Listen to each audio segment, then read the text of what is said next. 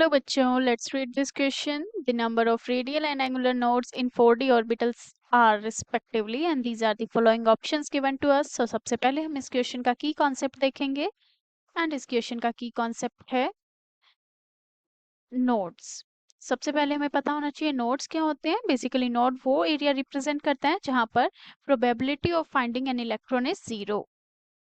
Probability of finding an electron is 0। According to the given question बात की गई है रेडियल एंड एंगुलर नोड्स की।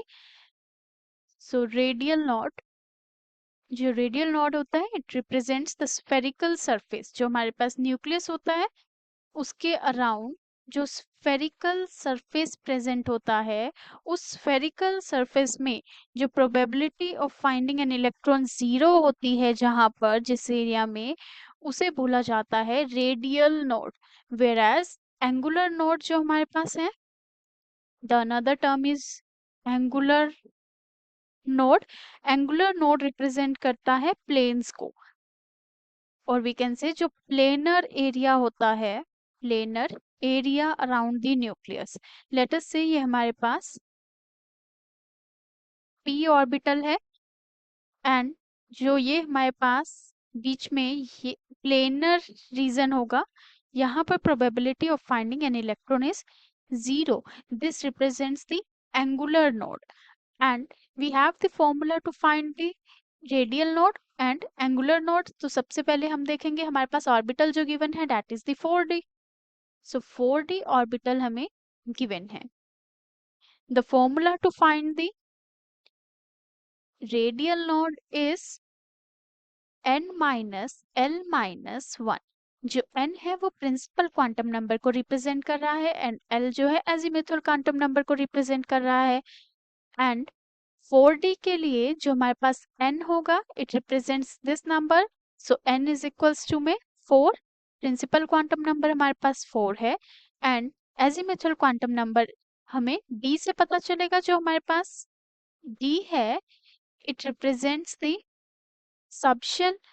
n हमें जो शेल है उसके बारे में बताता है। नंबर ऑफ शेल के बारे में we can say number of shell के बारे में L रिप्रेजेंट करता है सबशेल के बारे में। अगर हमारे पास सबशेल S है सो L का value is 0। If it is P the value of L is equals to 1। अगर हमारे पास D है ऑर्बिटल सो L का value is 2 and this is so on. So यहाँ पे हमारे पास जो ऑर्बिटल है that is D। So the value for the L azimuthal quantum number so it will be 2। So यहाँ पे हम yearly यूज करेंगे 4 minus 2 minus 1, hence it will be 1। now let us see the formula for the angular node। हमारे पास angular node के लिए formula रहता है angular node that is equals to the L। so L represent करता है angular node को and the value of L for the 4d orbital is d orbital के लिए L का value is 2 we have already discuss. So angular node हो जाएगा हमारे पास 2। According to the given question radial and angular node पूछा गया है, hence 1 and 2 will be the answer of this question। according to the given option, option A is correct। so option A 1 and 2। let us mark the option A as the final answer। और जो option B C and D है these are incorrect. Hope you understood it well. Best of luck.